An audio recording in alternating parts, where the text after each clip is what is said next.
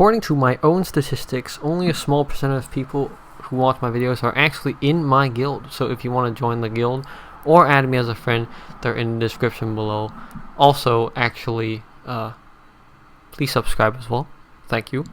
Hello people, and welcome back to News Review. This week there are 2 new cards being introduced to the Era of Novelty seal. So let's get straight into it.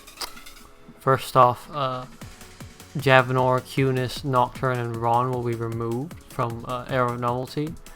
So this is like the jackpot rotation that they were planning on doing before. Now that they've added enough cards, the old ones are rotating out. And they're probably they said they might put this in Ancient Coin. They'll, not be going away forever, but they will be going away for probably a while at least. So first off, you have the 1% Melody Light Elf. She's a elf and god leader. The HP isn't multiplied, it's just added, so you get a total of 1200 times 6, which is 72,000 if my math is correct. She also works on race runestones, and then if the number of groups of runestones dissolved in the first batch is a multiple of 4, then elves and gods damage will be can ignore fixed combo shield and defense. So this is kind of if you remember, Nocturne had a multiple of 5, although for Nocturne dissolving a multiple of 5 is very vital. This is not as vital, but still good. For the team skill, since the HP is a little low, the HP addition by way of the leader skill is a little low. Actually, wait, no, this is well, it's okay, I guess, actually, because this is 7,200 on both sides, meaning that you get 14.4 thousand. So that's okay. But you get a shield of 40,000, and then you recover the shield each round with your recovery. Extend movement time by 4 seconds. Light, Dark, and Heart possess 50% of each other, so this is a light and dark elf and god team kind of setup. Ignore sticky, not burning, just sticky. And then if the team has only elves or gods, when your HP is full, damage reduction of half. After dissolving, you just get dropped columns below elves of elf runestones of its attribute, and then below gods pretty much will be enchanted heart runestones. And then by dissolving 20 or more runestones, team attack times 4, combo count plus 10. This is pretty useful. Additionally, to buff your HP, you can use Elemental Instrument series, which are in Trade Fortress. These cards aren't particularly good. They're all gods and elves. I don't know if they planned this out, honestly, but apart from this harp, who is used to solve heart runestone shields. Yeah, Timpani Timpani is the only one that's okay, but then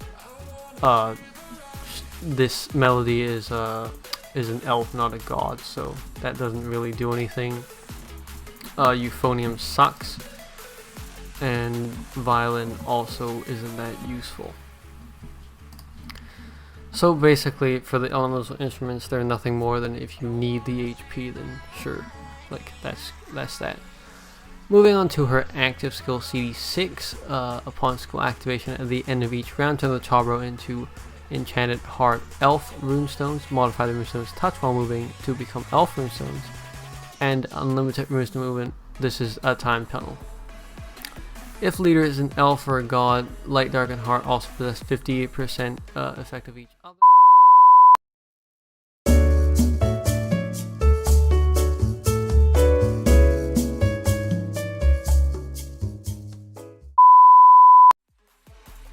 The above is a stat booster and then can be deactivated any time. When you deactivate the skill CDs of a light elf -1, not really a useful deactivation effect, but just that you can deactivate it whenever you want. So That's one thing special about this card. If you look at the top row here, it is the second ever card to have a time tunnel status. First off being Tsukiyomi, of course, you know, legendary card used in like all sorts of teams. In my opinion, the time tunnel would be like one of the driving points of why you would pull on this card. Personally, I don't think I will, because just Tsukiyomi in the past has been used like more in like teams that can have all members. Like, she's not been used extensively in like god teams or dark teams, right? I think Tsukiyomi also has like this regardless extension to 10 seconds, or this regardless like setting to 10 seconds, while this card does not. That doesn't mean this is not a bad card, of course. I think it's quite okay if you have like some elf members, you know, like Jade or Diamond from the Mineral series, you know, Zana from that's just a black card. And then, you know, if you're looking for an elf leader, I think this is good. If you have like Nocturne or something, which I do, I don't think this card is like top tier. Of course, you know, you could still use it, you can still pull for it. It's not useless. I think it's a okay member, and right now, of course, it's an okay leader. I don't think it's top tier though, just because, like, you know, limited, you know, shield breaking ability. You ignore fixed combo shield and defense, and then combo count to some extent. You ignore sticky but not burning.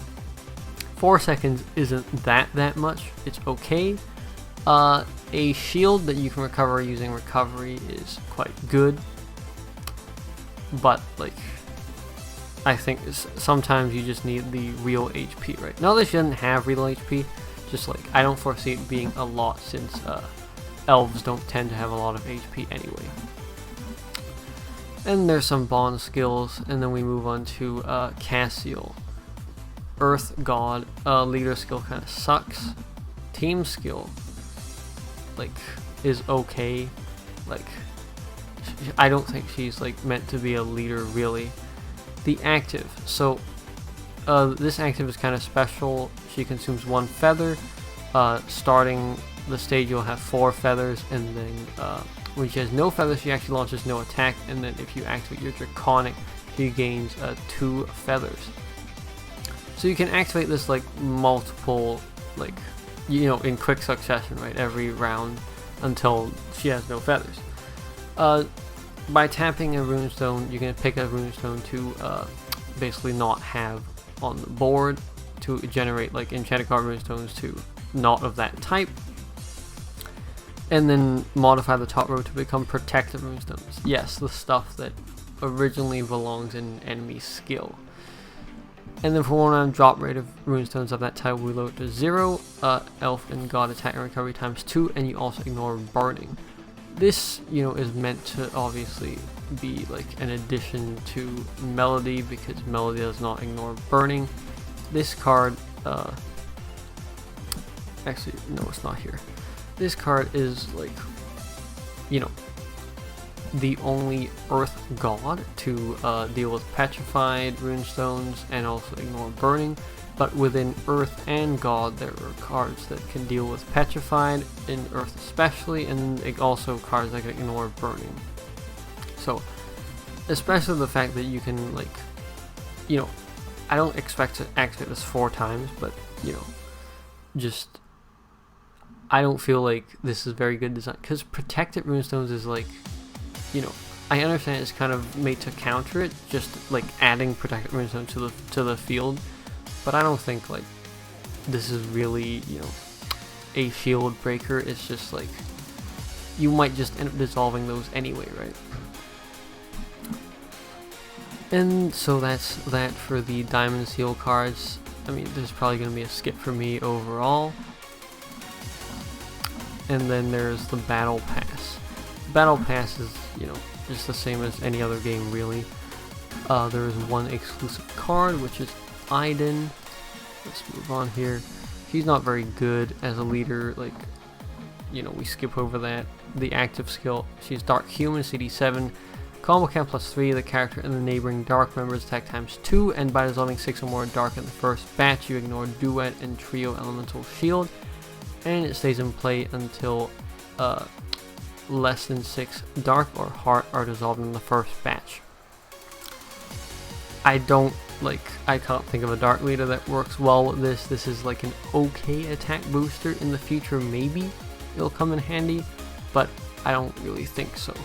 Because this is first batch, right? If it's like not first batch, then maybe it could be more useful. She also has a Dragonware, which isn't particularly useful. If you want, you can pause here and read it. Then we have a new transmigration of 20 waves of Dolak, Dark Machina, CD6. There's 2 active skills. You can tap 2 runestones to turn the rows or the columns, and then by dissolving attribute of runestones, the character launches an extra attack of that attribute. Many Machina cards before have done this. The third row here shows all of them. One of them is even a free card. Actually, 2 of them are free cards. First off, Lionel in Arena, and this one in LR Pass. Then for the second effect, the character is attack times 3.5 and also ignores Puzzle Field. In the second row here, obviously there are characters that have done it before, like Pompeii, the one that everyone uses.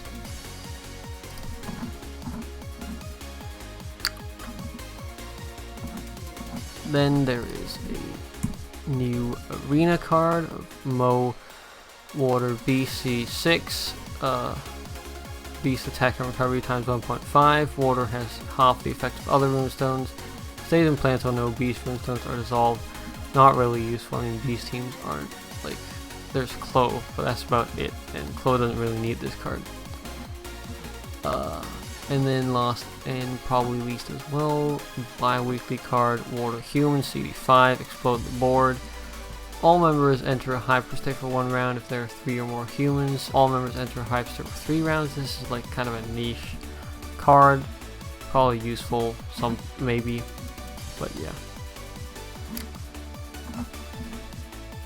That is it for this week's news review. If you like, please leave a like. If you have any questions, leave it in the comments below. If you like in general, please subscribe, and I'll see you in the next video. See ya!